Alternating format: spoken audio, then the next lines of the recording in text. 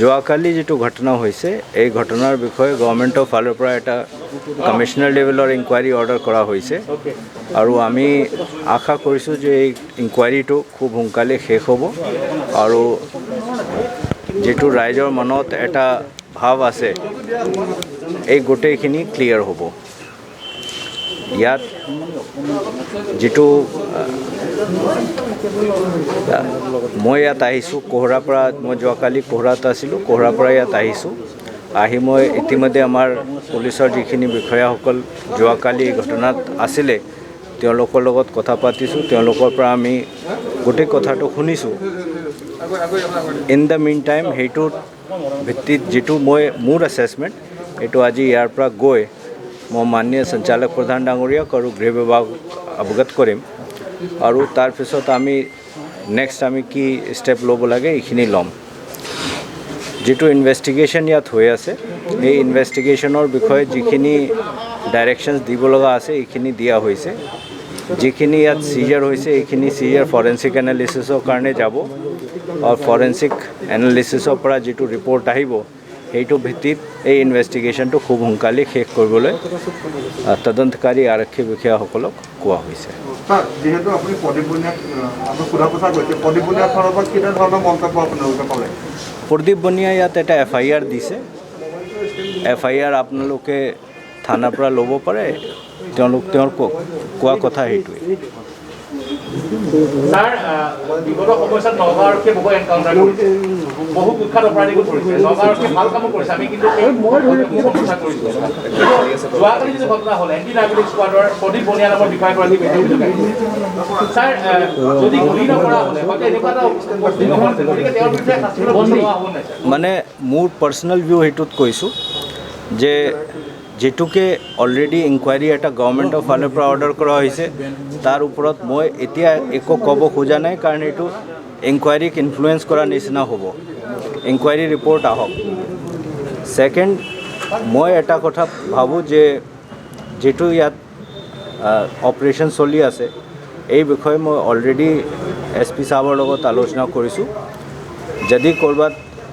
তেনেকুৱা এটা ফিলিং আছে ক'ৰবাত ৰিফ্ৰেছাৰ ট্ৰেইনিঙৰ দৰকাৰ আছে এইখিনি ট্ৰেইনিঙৰ কাৰণে মানুহ পঠাব লাগে ৰিফ্ৰেছাৰ ট্ৰেইনিং কৰাব লাগে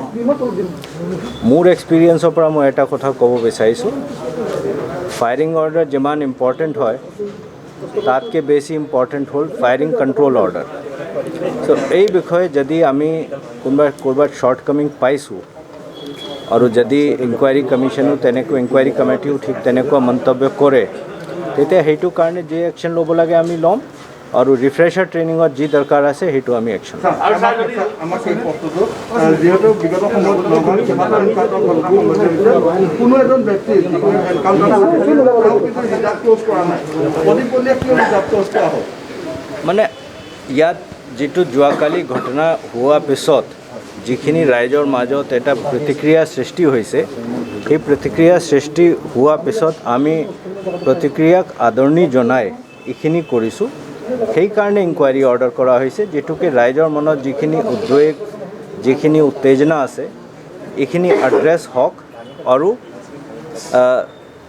ক্লিয়াৰ পিকচাৰটো ৰাইজৰ আগত আমি দাঙি ধৰিব পাৰোঁ আৰু স্যাৰ যিটো কথা কৰ্মচাৰীয়ে কৈছে 24 ঘণ্টা সময় তেওঁলোকে দিছে যে কিবা মানে ইনকুৱাৰী কমিটিটো অলৰেডি ফৰ্ম কৰা হৈছে মই কিন্তু তথাপিও ভাবোঁ যে 24 ঘণ্টাত ইনকুৱাৰী কমপ্লিট নহ'ব মিনিমাম 7 দিনটো লাগিবই কাৰণ ইনকুৱাৰী কমিটি তাৰ পৰা আহিব কমিশনাৰ যিজন অফিচাৰক দিয়া হ'ব তেওঁলোকে আহিব আহি সাক্ষীবাদী ল'ব য'ত ঘটনা হৈছে তাত যাব যিখিনি মানুহে যি ক'ব বিচাৰে সেইটো কাৰণে তেওঁলোকক টাইম দিব লাগিব চ' মই নাভাবোঁ যে 24 ঘণ্টাৰ ভিতৰত হ'ব কিন্তু মই ভাবোঁ এনেকুৱা এটা ইনকুৱাৰী 7 দিনৰ ভিতৰত নিশ্চয় শেষ কৰিব পৰা যায় শেষৰ এটা প্ৰশ্ন যিহেতু নগাঁও আৰক্ষীয়ে বহুকেইটা উল্লেখনীয় কাম কৰিছে যাৰ কাৰণে নগাঁও আৰক্ষীক ৰাইজে বিশ্বাসত লৈছে যোৱাকালি যিটো ঘটনা হ'ল সেই ঘটনাটো আৰক্ষী বিষয়াৰ বিৰুদ্ধে যিহেতু প্ৰশ্ন উত্থাপন হৈছে আৰু জনসাধাৰণৰ মনত পুনৰ সেই আৰক্ষী বিশ্বাসটো আনিবলৈ আপোনালোকক মই আপোনাক সেইটোৱে কথা কৈ আছোঁ যিটোকে ৰাইজৰ মনত এনেকুৱা এটা ভাৱ আহিছে সেইকাৰণে গভৰ্ণমেণ্টে ইমিডিয়েটলি ইনকুৱাৰী অৰ্ডাৰ কৰিছে আৰু আপুনি নিজে কৈছে যে অফিচাৰক ক্ল'জ কৰা হৈছে সেইকাৰণে ক্ল'জ কৰা হৈছে ইনকুৱাৰী ৰিপৰ্ট অহাৰ পিছত যিখিনি একশ্যন ল'ব লাগে এইখিনি আমি ল'ম আৰু মই ৰাইজক সেইটো প্ৰতিশ্ৰুতি দিছোঁ যে আমাৰ অকল নগাঁও আৰক্ষী নহয়, ৰাজ্যৰ প্ৰত্যেক জিলাৰ আৰক্ষী বেআইনীভাৱে কোনো কাম কৰাটো সহ্য কৰা নহ'ব। এইটো government will come down with a very heavy hand on any act which is unlawful on part of any police officer. Thank you.